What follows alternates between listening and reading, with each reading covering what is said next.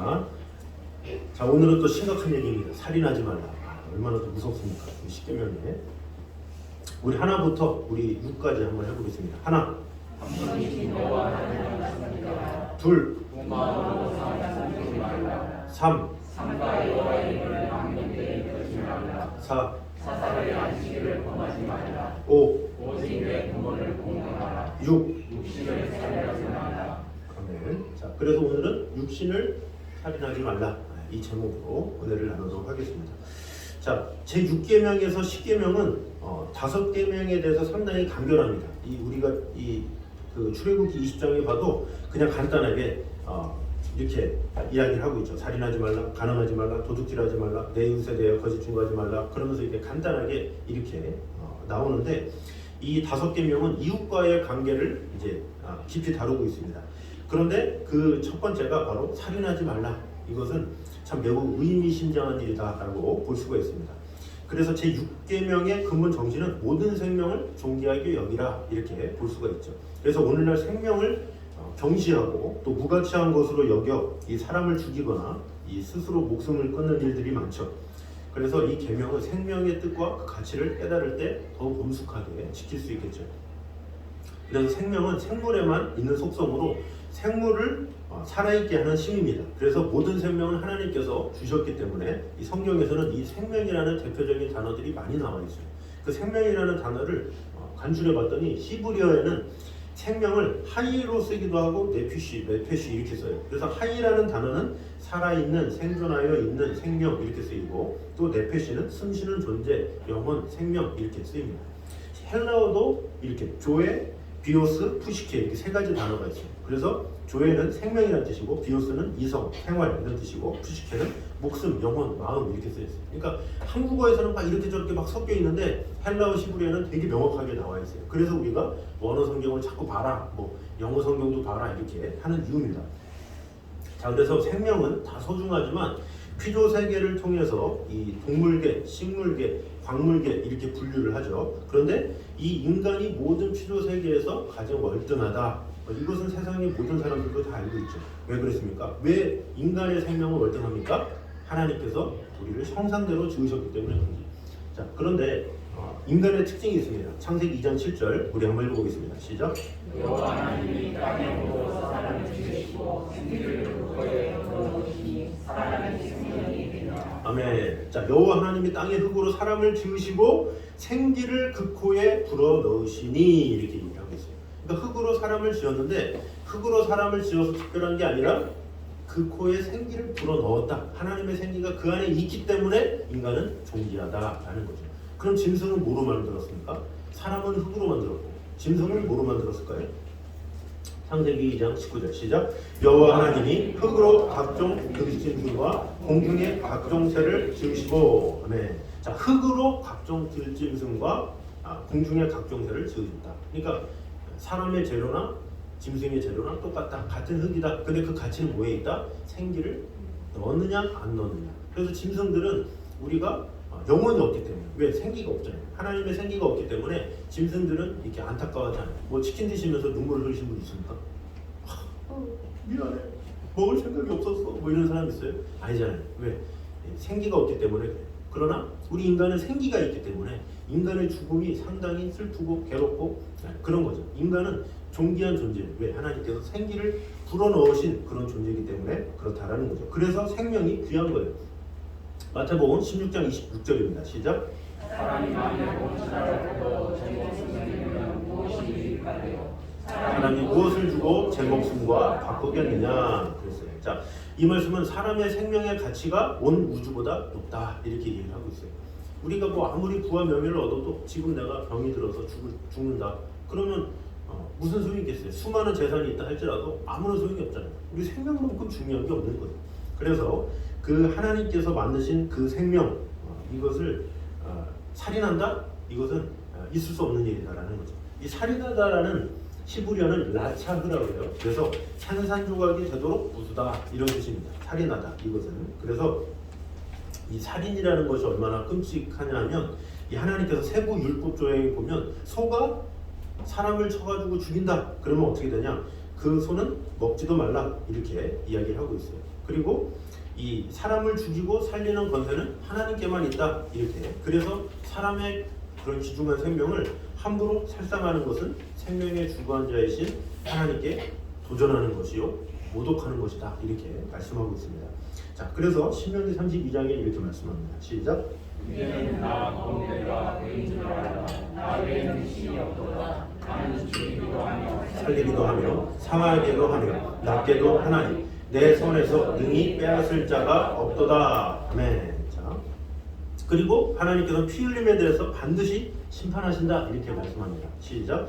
피 흘림을 신문하시는 이가 그들을 기억하심이요 가난한 자의 부르짖음을 잊지 아니하시도다 이렇게 얘기하고 있어요. 그래서 이 피 흘림은 계획적인 살인도 있을 수 있고 부주의로 인한 살인이 있을 수 있고 또 스스로 목숨을 끊는 살인 아니 자살 이런 것도 다 살인죄에 해당을 하죠. 그런데 이 반대로 이제 전쟁에서 어쩔 수 없이 이제 죽이는 경우 있잖아요. 전쟁이 행했을 때 이 하나님도 이 이스라엘 백성들한테 이방 민족을 멸하라 이렇게 말하잖아요. 이런 것은 살인죄에 해당하지 않죠. 또 법적인 절차를 통해서 사형 집행에 이루어졌다. 그러면 그렇게 해서 죽이는 것은 살인자가 아닙니다. 자, 그러면 오늘 십계명에서 살인하지 말라 그러는데 이 살인은 크게 두 가지로 나뉠 수가 있습니다. 그 두 가지 중에 첫 번째는 뭐냐? 다른 사람을 죽이는 거죠. 자, 다른 사람을 죽이는데 다른 사람의 생명을 해하는 데는 여러 가지 방법이 있어요. 자, 근데 성경에서 말하고 있는 다른 사람을 죽이는 살해의 종류가 있습니다. 첫 번째는 뭐냐? 손으로 죽이는 거죠. 그래서 우리가 말하는 살인을 말하는 거예요. 크라임, 사회적인 범죄, 누구를 찔러서 죽이는 것, 이것을 이제 살인이라고 그러죠. 그 성경에 보면 요압이라는 군대 장관이 아마사를 막 죽여요. 아마사 다른 이제 군대 장관도 죽이고 뭐 다윗의 아들인 압살롬도 창으로 찔러 죽이고 막 이런 죽이는 장면이 상당히 많이 나오거든요. 이런 것이 바로 이제 살인의 가장 기본적인 모습이라고 볼 수가 있죠. 그래서 세상에서는 처벌을 받는 것을 바로 요걸로 이제 처벌을 삼죠. 찔렀느냐 안 찔렀느냐 뭐 이런 것을 가지고 하지만 성경은 좀 더 폭넓죠. 자, 폭넓게 무엇이라고 하느냐, 무엇을 또 살인이라고 하느냐, 마음으로 죽이는 것도 살인이다 이렇게 말을 하고 있죠. 자, 요한에서 3장 15절 읽어보겠습니다. 시작. 그 형제를 미워하는 자마다 살인하는 자니 살인하는 자마다 영생이 그 속에 거하지 아니하는 것을 너희가 아는 바라. 네. 자, 이거 보니까 그 형제를 미워하는 자마다 살인하는 자니 그랬어요. 미워하는 마음만 가져도 그것이 살인이다 이렇게 하나님께서 말씀하시는 거예요. 하나님께서 그렇게 말씀하시면 그런 거죠. 어떻게 성경에 그렇게 말씀하고 있다라는 거죠. 그래서 우리는 영적인 사람들이기 때문에 영적인 잣대로 죄를 판가름해야지. 세상 법이 아닌데 그 세상 법이죠. 그러나 하나님의 영적인 법은 마음으로 형제를 미워하기만 해도 살인이다 이렇게 말씀하는 겁니다. 그 다음에 서로 죽이는 게 있습니다. 자, 야고보서 3장 보겠습니다. 시작. 혀는 능히 길들일 사람이 없나니 쉬지 아니하는 악이요 죽이는 독이 가득한 것이라. 아멘. 자, 그래서 사람이 이 저주를 듣잖아요. 그럼 그 고통을 이길 수가 없어요. 그래서 이 도둑으로 몰렸다고 자살을 하고 폭언을 들었다고 자살을 하고 이런 경우가 상당히 많이 있어요. 그래서 뭐 어떤 분도 이 간호사를 못하겠다. 왜 못하냐? 그러니까 태움이라는 그런 게 있거든요. 그래서 뭐 환자 때문에 힘든 것도 아니고 보호자 때문에 힘든 것도 아니고 자신의 이 수간호사가 팍 와가지고 계속 갈구는 거. 주사를 주면 왜 이렇게 늦게 넣어? 빨리 해. 이렇게 뭐 하는 거야? 계속 그러면서 막 그러면서 그 몇 시간을 계속 태운대잖아요. 막 하니까 이 간호사가 듣다 견디다 못해가지고 자살을 하고 이렇게 되는 거죠. 그러니까 본인은 자살을 했는데 알고 보면 사실 이렇게 태움이 일어나서 이제 있는 경우가 있잖아요. 그래서 그런 것도 다 살인 행위인 거죠. 직접적으로는 아니지만 간접적으로 그렇게 괴롭혀서 하는 거예요. 그래서 사실 우리가 직장 생활도 그런 사람이 있으면 좀 피해야 돼요, 사실. 왜냐? 사실 이렇게 돈 버는 것도 좋겠지만 그렇게 몸을 태워가면서까지 힘들지 않아요. 이렇게 하기까지는 우리가 너무 힘든 거예요. 빨리 위에다가 얘기해서 조치를 취하든지 빨리 정리를 해야지 계속 몸은 막 혹사당하면서 그래도 견뎌야 돼 이렇게 하다 보면 몸이 병이 들어요. 그래서 그런 걸 빨리 조치를 취해야 돼요. 오늘날은 법이 잘 돼 있고 군대도 그렇잖아요. 군대에서도 막 그 고참들이 괴롭힌다. 그러면 그걸 가지고 끝까지 팍 참는 사람이 있어요. 요즘 시대가 얼마나 좋은데 바로 찌르면 되잖아요. 그냥 가가지고 소대장한테 가가지고 바로 얘기하고 해가지고 빨리 해결해야 되는데 계속 친구라면서 될 거야 그러다가 혼자 괴로워서 자살하는 경우가 많잖아요. 그래서 그런 경우는 빨리 해결을 해야 돼. 빨리 뭐 어떻게 정리를 해야지. 그렇지 않으면 내 몸이 그렇게 살해를 당하고 있는데, 살인을 당하고 있는데, 우리 몸은 이 80% 이상이 물이라고 그러죠. 그 물은 어떻게 이렇게 물도 살아있기 때문에 막 욕을 하면 그 결정체가 막 징그럽게 나온다잖아요. 그러니까 우리 몸이 계속 공격을 당하게 돼요. 그래서 자꾸 이렇게 말로서 피해를 입히고 이런 사람 있으면 조치를 빨리 취해야 돼요. 여기서 해야지. 그러면서 어떻게 하라고. 그래서 분명하게 해야 될 정도로 되게 위험한 겁니다. 그래서 서로 죽임을 절대로 당하시면 안 됩니다. 네 번째는 붓으로 죽이는 겁니다. 붓으로 죽이는 것은 총부살이를 말하는 거죠. 다윗이 자신이 우리아의 아내를 범죄했죠. 사무엘 하에 보면. 그래서 그 우리아를 죽여라. 그러면서 요압한테 이제 편지를 쓴 거예요. 전쟁에 나가면 우리아라는 장수를 맨 앞에 둬. 그러면 그들이 이제 쌀을 쏠 때 우리아가 맞아 죽을 거야 하면서 다윗은 안 죽였잖아요. 그런데 그 사람한테 글을 써가지고 맡긴 거기 때문에 총부살인에 해당하는 거죠. 그래서 다른 사람의 손을 빌려서 살인하는 것, 그것도 살인이다라는 거죠. 그리고 음모로서 죽이는 게 있습니다. 살인입니다. 음모를 꾸며가지고. 그래서 열왕기에 보면 그 아합과 그 이세벨이 그 나봇이라는 그 포도원을 너무 갖고 싶어가지고 나봇에게 막 음모를 꾸며가지고 막 돌로 쳐 죽이는 장면이 나오죠. 근데 이런 것들도 다 살인이라고 볼 수가 있습니다. 자, 그리고 이 음모가 또 어디 있습니까? 동방박사가 별을 보고 온다고 그러는데 헤롯이 얘기하잖아요. 별이 언제 오는지 나한테 알려줘라. 왜? 누구를? 예수 그리스도를 죽이려고 음모를 꾸미잖아요. 그 음모를 꾸미는 그 자체도 살인이다. 성경에서는 말하고 있죠. 자, 그 다음에 남을 죽이는데 동의해서 죽이는 겁니다. 자, 사도행전 7장 한번 읽어보겠습니다. 시작.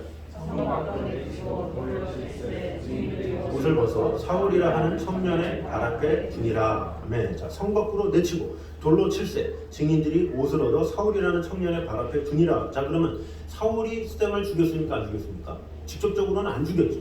사울은 그 옆에 있었어요. 그냥 옷을 맡아준 거야. 그런데 옆에 사람들 죽였잖아요. 그것에 같이 동조했어. 그것도 살인이다라는 거죠. 그러니까 찔러 죽인 사람만 살인이 아니라 그 옆에서 같이 동조해서 저 사람 죽어야 마땅히 하면서 그것을 동조하면 다 살인자다라는 것을 알 수가 있죠. 자, 그 다음에 권세로 죽이는 게 있습니다. 권세. 우리가 사도신경에 항상 말하죠. 본디오 빌라도에게 고난을 받아. 빌라도가 죽였습니까? 빌라도가 직접 예수님을 십자가 달려 달았습니까? 아니잖아요. 그런데 그 권세로 십자가에 달아라 이렇게 말을 하죠. 그래서 죽였다라는 거죠. 그래서 이런 것도 살인행위다라고 볼 수가 있습니다. 또 무정함으로 죽이는 게 있어요. 무정. 이게 뭐냐? 예수님이 어떤 사람이 그러니까 비유를 누가복음에 이야기하는데 어떤 사람이 쓰러져 있어. 근데 지나가는 제사장이 그 사람을 돌보지 않고 지나가죠. 지나가는 레위인이 그를 돌보지 않고 지나가죠. 이런 것도 살인이다라는 거죠. 사람이 죽어가는데 그거를 가만히 놔둔다? 그게 살인이다라는 거예요. 물속에 살려주세요 하는데 못 본 채 한다? 이건 무정함.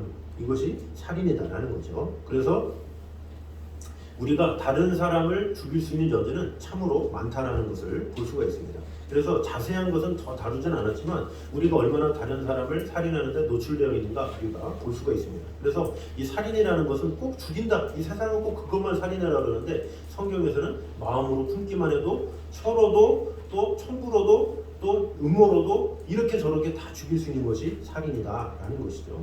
자, 그래서 이렇게 다른 사람을 죽이는 것도 이렇게 여러 가지 모습들이 있는데 다른 살인이 있습니다. 그게 바로 뭐냐? 나를 죽이는 거. 이게 가장 크죠. 이 사람들은 항상 나를 죽이면서 살아요. 왜 나를 죽이느냐? 이것을 한번 보도록 하겠습니다. 자, 성경에서 살인하지 말라 이 명령에는 다른 사람의 생명을 죽이지 말라 이것도 있지만 자신의 생명을 죽이지 말라 이것도 포함되어 있습니다. 그래서 이 자살에는 간접적 자기 살해와 직접적 자기 살해가 있어요. 자, 그래서 첫째로 간접적으로 자기를 살해하는 게 있어요. 간접적으로 자기를 살해하는데 간접적으로 하는 거예요. 자, 첫 번째 뭐냐? 세상 근심과 걱정과 염려에 얽매이는 것. 이것을 살해라고 해요. 자, 고린도후서 7장 10절입니다. 읽어보겠습니다. 시작.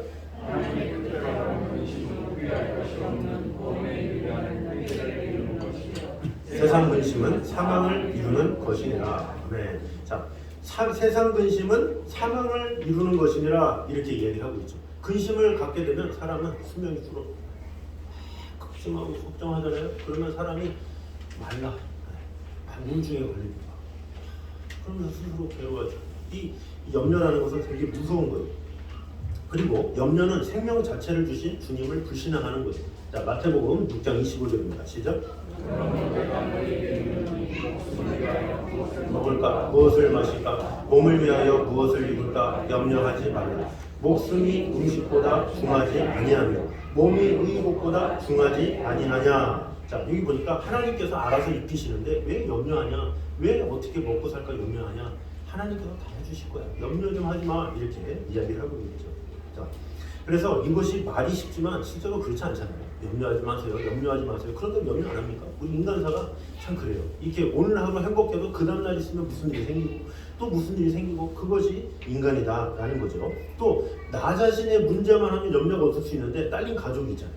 뭐 주위에 친한 사람 있잖아요. 이런저런 문제 때문에 우리는 끝이 없어.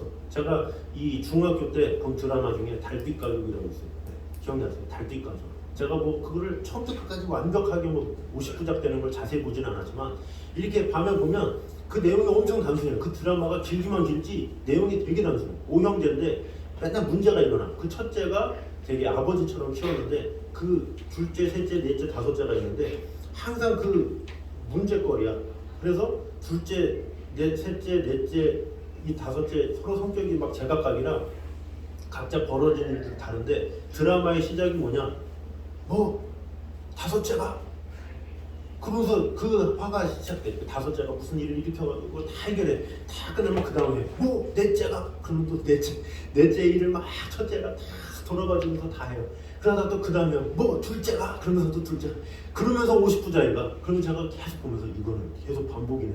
무한반복이야 이게 뭐야 이게. 맨날 둘째가 셋째가 넷째가 다섯째가 그러다가 나중에는 동생들이 첫째 형님이 막 그러면서 계속 50부작 내내 그래. 그러면 제가 중학교 때지만 되게 진지하게 그 내용을 보면서 인간사가 그렇구나. 그 염려는 끝이 없구나. 첫째가 문제를 일으키면 둘째가 생기고 둘째가 일으키면 셋째가 생기고 셋째가 일으키면 넷째가 생기고 우리 문제가 그렇잖아요. 내 문제가 해결되냐? 그러면 끝이냐? 아니잖아요. 갑자기 자식한테 연락이 와. 이거 다쳤어요. 그래. 그러면 다 돌봐주면 또 딸한테도 연락 와가지고 또 그러고 또 아버지한테 연락 오고 또 어머니한테 연락 오고 막 이것저것 하다 보면 우리 인간은 계속 염려 가운데 살아갈 수밖에 없는 그런 존재다라는 거죠. 자, 그런데 그런 염려를 할 수밖에 없잖아요. 어떻게 보면 그런 사고도 듣고 이야기도 듣고 그럼 염려하고 근심할 수밖에 없는데 그럼 염려하면서 얻게 되는 게 뭐냐는 거죠. 만약에 그 염려를 해서 얻는다 그러면 염려를 할 거예요. 근데 얻게 되는 게 없다라는 거죠. 그래서 마태복음에 누가 염려함으로 그 키를 한 자나 높일 수 있겠느냐 이렇게 얘기를 하고 있습니다. 그 염려하면 키 큽니까? 아이가 나 키 크고 싶어 염려하면 키가 큽니까? 오히려 더 작아질 것 같은데. 이런 생각해봤자 안 된다라는 거죠. 염려는 어떤 염려를 해야 되느냐? 생산적인 염려를 해야 돼. 생산적인 염려. 하나님께서 기뻐하시는 염려. 그럼 그 하나님께서 기뻐하는 염려가 뭐냐? 세 가지죠. 첫 번째 읽어보겠습니다. 시작. 교회 안에 있는 지체를 향한 서로의 염려. 이게 뭐예요? 저 영혼을 어떻게 돕지? 이런 거죠. 영혼을 생각하는 거. 저 영혼을 사랑해야 되는 거. 저 영혼을 전도해야 되는 거. 저 영혼을 구원시켜줘야 되는 거. 이거 아름다운 염려야. 요거 한다고 골병되는 사람은 없어. 오히려 이걸 통해서 하나님께서 기뻐하시고 축복해 주시고 함께하죠. 두 번째 읽어보겠습니다. 시작. 교회를 위한 염려. 하나님께서 교회를 통해서 일을 이루신다고 하셨기 때문에 우리 교회가 더 부흥해야 되는데 오케스트라가 더 많아져야 되는데 찬양도 어떻게 세워야 되는데 이런 염려를 하면 하나님께서 기뻐하시는 이런 염려는 아름다운 거니까요. 이런 염려를 하셔야 돼. 자, 세 번째 시작. 하나님의 뜻대로 하는 근심. 자, 하나님의 뜻대로 하는 근심이 뭐예요? 더 전도해야 되는데 기도해야 되는데 성경 읽기 오늘까지인데 막 이러면 성경 쓰기 막 그러면서 제자 훈련 내가 어떻게든 해야 되는데 이런 염려는 아름다운 제가 참 젊을 때도 이 제자 훈련 제가 처음에 그 사랑의 교회에서 나왔을 때 교재도 제대로 없을 때 제가 사랑의 교회 강남까지 가가지고 찾아 헤맬 때가 있었어요. 20대 중반에.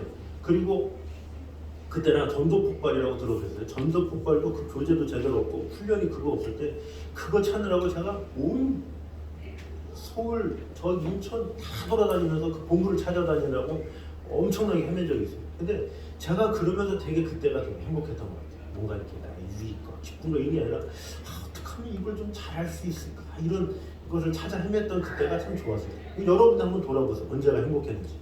말씀을 더 읽지 못해서 안타까워, 기도하지 못해서 안타까워, 이런 게 아름다운 염려인 거예요. 그래서 염려는 안 할 수는 없지만 이왕이면 아름다운 염려를 하라는 거예요. 좋은 염려, 생산적인 염려를 하라는 거죠.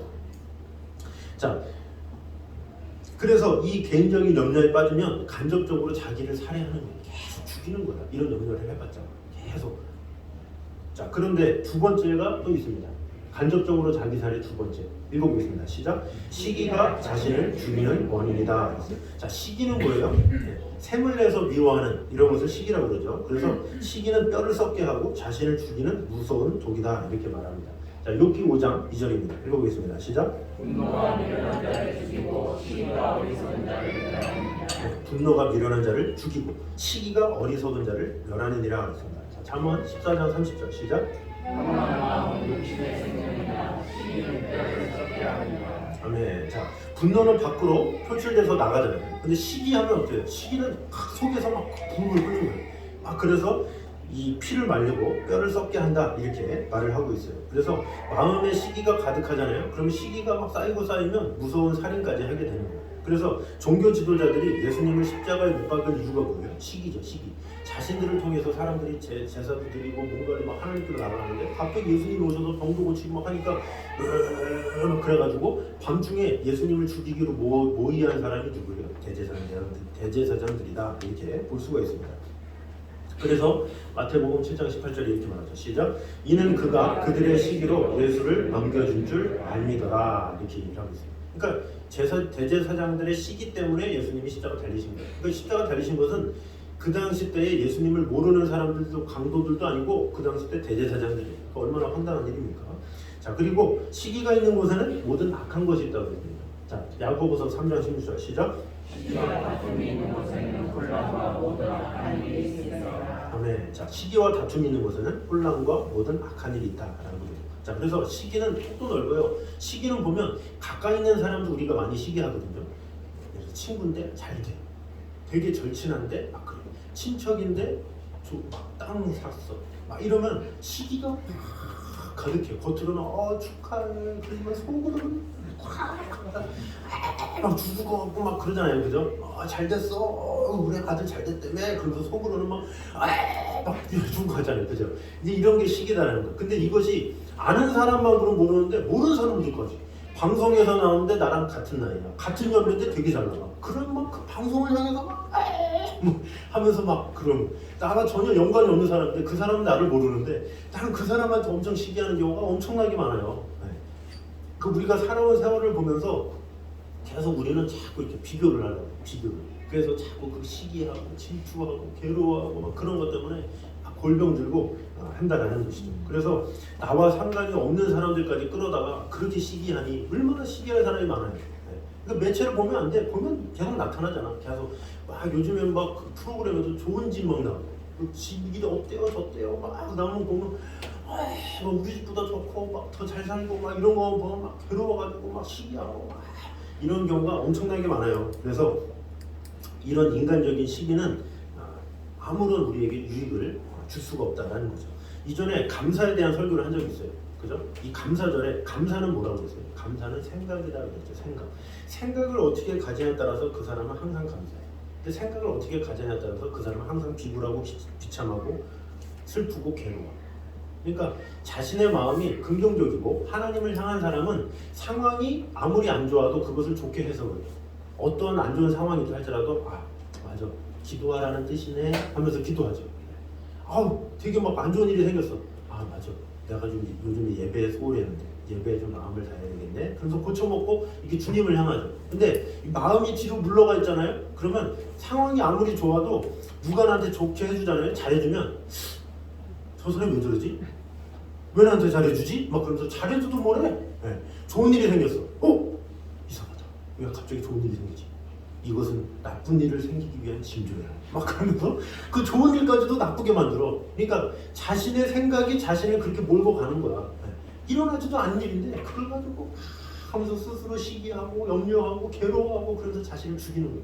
계속 그러면서 나는 안 돼, 난 죽일 놈이야, 막 죽일 놈이야, 막 그러면서 계속 자기를 비하하고 무시하고 이러면 하나님께서 아무리 좋은 상황을 줘봤자 감사를 안 하는데 어떻게 되겠어요? 그래서 우리는 이 감사는 내 생각에 있는 거예요. 그래서 잠언 4장 23절에 뭐라고 합니까? 무릇 지킬 만한 것보다 더욱 내 마음을 지키라. 생명이 근원이 이에서 나뉘니라고 했어요. 이 마음을 잘 지켜야 돼. 마음을 이게 부모님이 마음을 잘 지켜야 자녀가 감사하는데 부모가 맨날 쿵시쿵시 그러면 자녀도 그건 보고 배운 거야. 부모님한테 애들도 쿵짝쿵짝 또 자식 나도 또 쿵짝쿵짝 계속 유전되는 거예요. 유전. 그래서 항상 감사합니다.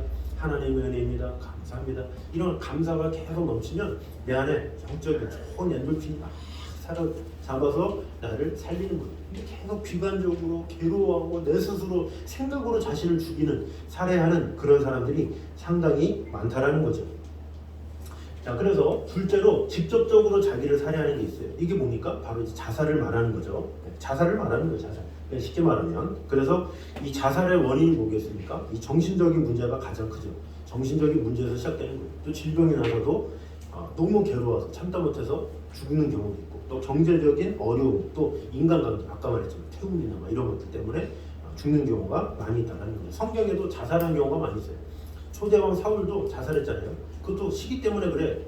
이렇게 자신이 살 수 있는데 이방인의 손에서 죽는 거 아까워 날 좀 찔러 죽여 뭐 그래가지고 죽기도 하고 또 다윗의 모사인 아히도벨 있죠. 이 자신의 말이 이 왕한테 안 먹혔다. 그래서 기분 나빠가지고 막 짐 싸고 들고가지고 혼자 목매다가 죽고 자살을 하는 내용이 나오죠. 그리고 가룟 유다도 어떻게 됩니까? 예수님을 팔아넘긴 죄책감에 스스로 목매어 죽은 사건이 나오죠. 그래서 우리 신앙인도 육신의 연약함으로 자살하는 경우가 참 많아요. 그래서 우리가 어떤 연예인이 죽었다고 그러는데 자살했어. 근데 막 장례식장에 보면 십자가 있는 거 보면 그죠? 예수님은 왜 그러지? 그럴 수 있어요. 인간이 연약하기 때문에 뭐 그걸 가지고 저 사람은 믿음이 있었네 없었네 판단하기보다 인간은 그렇게 연약한 거예요. 그만큼 연약하기 때문에 우리를 잘 보호해야 돼요. 항상 내 자신의 마음을 잘 지켜야 된다라는 것입니다. 자, 그래서 적용으로 우리는 어떻게 해야 되느냐라는 겁니다. 적용. 금주의 적용 첫 번째입니다. 시작. 사람은 하나님의 형상대로 지음받은 존귀한 존재임을 알아야 한다. 자, 어느 사람이나 다 차별이 없다라는 거죠. 어떤 사람도 다 하나님의 형상대로 지음을 받았다 이런 생각을 하라라는 거죠. 그래서 우리가 하나님의 형상이기 때문에 우리가 최선을 다해서 존귀하게 마음을 다해서 이렇게 해야 돼요. 요즘에 무슨 어디 전화해도 무슨 고객센터나 전화해도 여러분이 전화를 받는 상담원은 누군가의 아버지, 누군가의 딸입니다. 말하잖아요. 그게 뭐예요? 존귀하게 대하라는 거예요. 되게 영적인 얘기예요, 사실. 이거는 누군가의 아버지, 누군가의 딸 이걸 더 떠나서 우리는 하나님의 자녀입니다. 그래서 우리는 존귀하게 사랑하면서 정성으로 대해야 돼요. 그런 마음을 가지면 우리가 섣불리 누굴 가지고 시기하거나 누구를 판단하거나 이럴 이유가 없죠. 존귀한 자다. 이런 마음을 가지고 생명을 귀중히 여겨야 된다라는 거죠.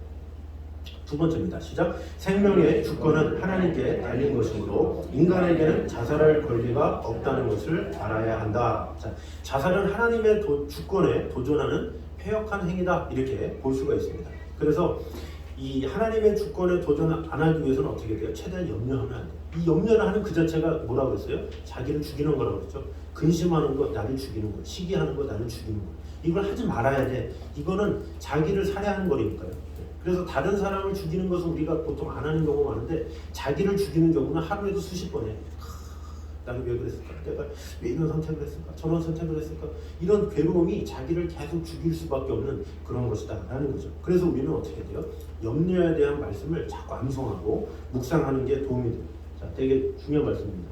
마태복음 6장 27절 시작.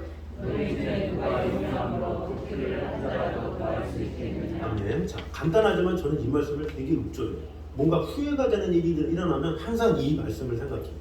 염려함으로 그 키를 한 자라도 넘길 수 있겠느냐. 그죠? 염려한다고 시간이 되돌아가요? 네.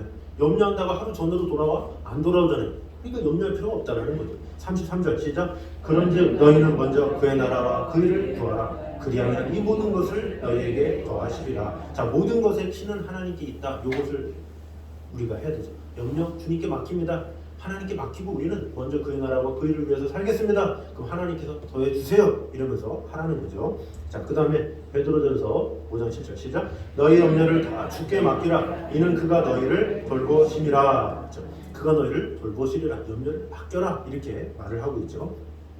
자, 우리가 암송하고 있는 말씀이죠. 시작. 아무것도 염려하지 말고 다만 모든 일에 기도와 간구로 너희 구할 것을 감사함으로 하나님께 아뢰라. 그리하면 모든 지각에 뛰어난 하나님의 평강이 그리스도 예수 안에서 너희의 마음과 생각을 지키시리라. 아멘. 자, 그래서 이 세상에서는 명상을 해라 막 그러잖아요. 요가도 하고 눈 감고 막 이래봤자 잡생각밖에 안 돼. 뭐를 생각해야 돼? 말씀을 암송. 그래서 말씀을 암송하라는 거예요. 말씀을 자꾸 암송해야 그 말씀이 자꾸 되새겨지고 그 말씀을 계속 묵상할 수가 있는 거예요. 아, 이 구절 뭐 마태복음 6장 33절에는 뭐가 있네. 요 정도만 해도 되겠지. 뭐 할 수 있겠죠. 이거는 뭐 전도할 때나 쓰지. 진정으로 자기 영혼을 위해서 필요하려면 암송을 해봐야 돼. 그래서 베드로전서 5장 7절 너희 염려를 다 주께 맡겨버리라. 이는 그가 너희를 붙드심이로다. 이것을 내가 계속 암송을 해. 읊조릴 수 있잖아요. 근데 암송을 안 하면 대충 알면 염려하지 말라고 그랬지. 이게 넘어가요. 하나님의 말씀은 힘이 있고 권능이 있기 때문에 그것을 제대로 암송하고 읊조리면 능력이 있는 거예요. 그래서 우리가 자꾸 제자훈련해도 귀찮지만 계속 암송해라 이렇게 하는 거예요. 암송해야 나에게 힘이 되는 거예요. 나의 힘이 되신 여호와여 내가 주를 사랑하나이다. 그러면서 10편 18편에 있는 말씀들을 쭉 한번 암송해봐요. 그러면 어떤 상황에서도 승리할 수 있는 힘이 있는 거예요. 근데 그런 말씀을 암송하지 않고 뭔가 묵상하지 않고 그러면 계속 괴로워. 계속 골이 생겨. 이 물이 흐르잖아요. 물이 흘러서 계곡이 왜 생겨요? 파이다가 골이 생기는 거야. 그래서 그 염려 근심으로 골을 파기 시작하잖아요. 그러면 계곡이 돼요. 그러면 돌이킬 수가 없어. 완전 패여가지고 물길을 돌이킬 수가 없다니까요. 그러니까 처음에 물이 흘렀을 때 빨리 다른 데로 좋은 골, 아름다운 골을 자꾸 파야 돼. 이것은 내 스스로가 하는 거예요. 내 스스로가 자꾸 좋은 염려, 아름다운 생각, 하나님 생각, 이런 생각으로 자꾸 바꿔야 나를 새롭게 할 수 있다는 거죠. 그래서 우리 모두가 하나님의 뜻대로 하는 근심으로 말미암아 우리의 삶이 복된 삶, 아름다운 삶, 하나님께서 기뻐하시는 삶으로 쓰임을 받는 저와 여러분 되시기를 주님의 이름으로 축원합니다. 자, 우리 시간에 나의 안에 거하라. 우리 다 같이 일어나서 우리 가사 생각하시면서 우리 같이 찬양하고 같습니다. 자, 하나님 안에 구할 때 우리는 모든 근심에서 이길 수가 있습니다. 모든 염려에서 해방될 수가 있습니다. 나를 죽이지 않을 수 있습니다. 자, 그래서 이 시간에 찬양 가사를 생각하면서 하나님 안에 거했으면 좋겠습니다.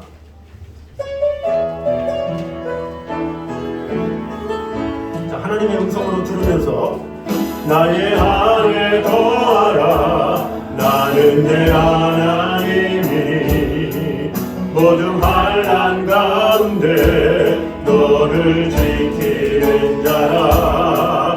두려워하지 말라. 내가 널 도와주리니 놀라지 말라. 내 손 잡아주. 우리 하나님께서 말씀하십니다. 다시 한번 찬양합니다. 나의 안에 거하라.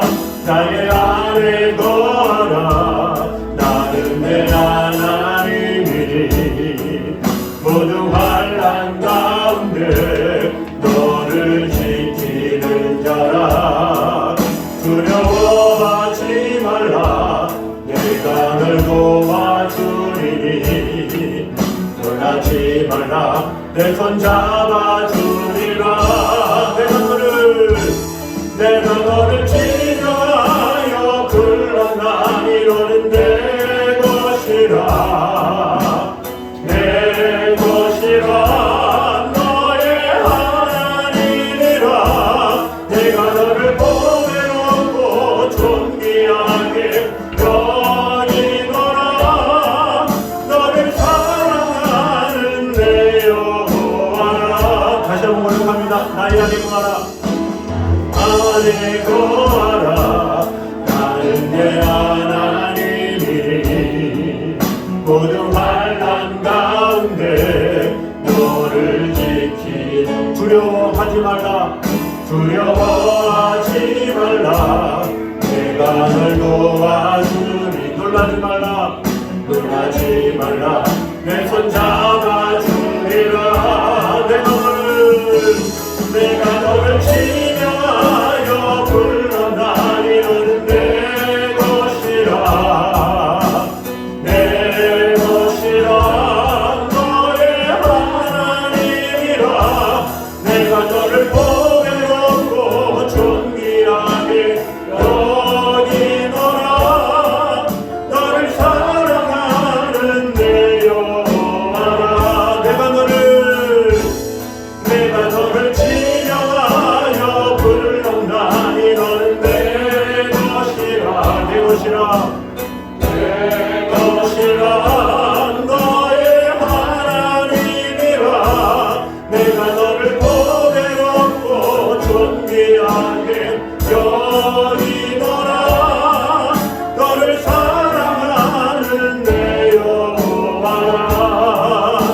지키리 주 너를 지키리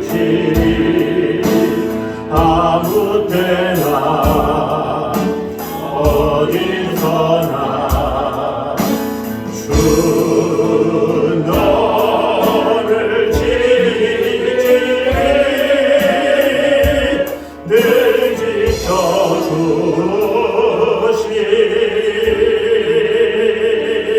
아멘. 이 시간에 한 목소리로 같이 기도하겠습니다.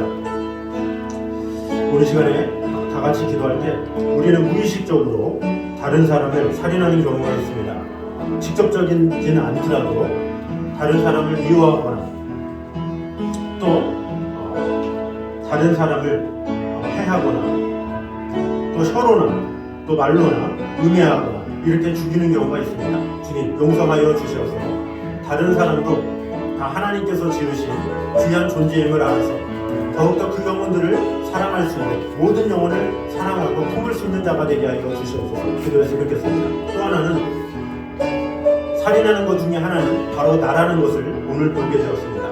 간접적으로 또 직접적으로 나를 죽이는 그런 행위, 주님 나의 염려와 근심과 시기로 말미암아 나 스스로를 죽이는 것을 용서하여 주시옵소서. 이제는 나를 그만 죽이고 오직 하나님의 영광을 생각하게 하시고 모든 염려 다 맡기고 주님께서 모든 것을 주관하신다는 믿음만 가지고 주님께 모든 것을 내어놓는 자가 되게 하여 주시옵소서. 이렇게 기도했으면 좋겠습니다.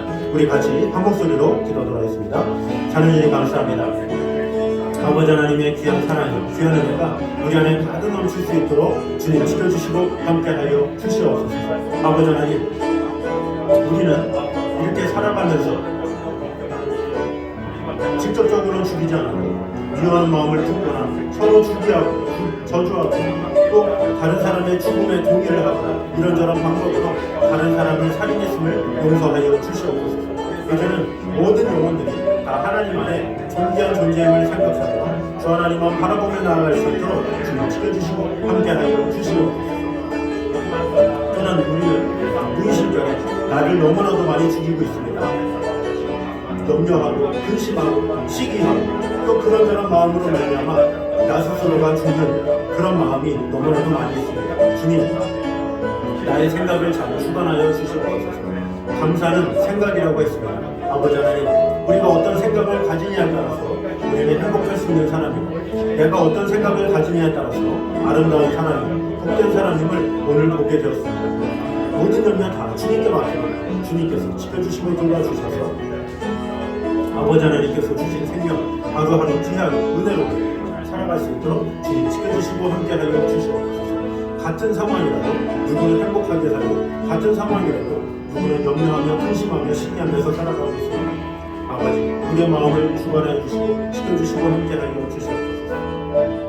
주님의 사랑합니다. 아버지 하나님 우리는 직접적으로 사람을 죽이지 않아도 형제를 미워하기도 하고 또 서로 저주하기도 하는 연약한 자들입니다.